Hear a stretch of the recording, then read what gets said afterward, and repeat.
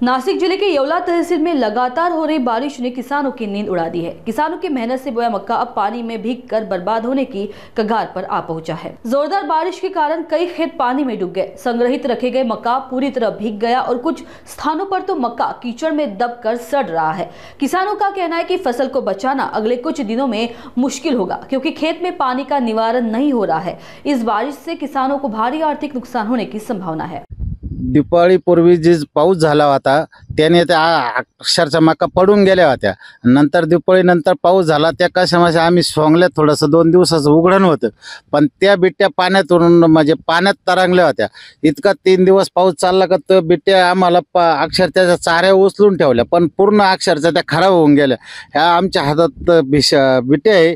तुम्हाला सांगतो हा पाऊस 3 दिवसापासून सलग रात्रभर चालू आहे आणि अजून त्याचा मला गेलेला नाही। पावसाचा जोर हा रोज आहे आणि हातातोंडाशी आलेला घास हा पूर्ण हेरून गेला।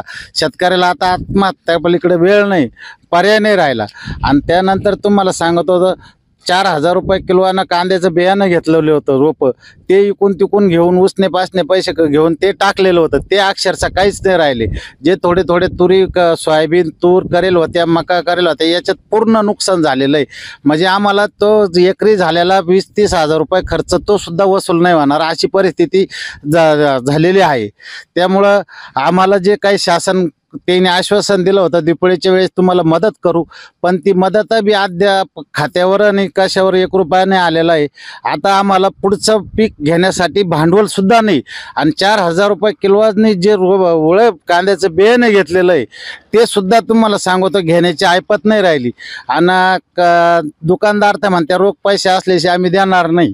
त्यामुळे अशी परिस्थिती आहे का आता सरकारने दिलेले ते पैसे सुद्धा आले नाही आणि हे जे आहे हे सध्या हे पिकाचे आम्हाला 2 रुपये 20 म्हणजे खर्च वसूल होईल याची अपेक्षा आम्ही करत होतो, पण त्याचे सुद्धा आम्हाला आता गॅरंटी नाही राहिली, ते सुद्धा पैसे होणार नाही।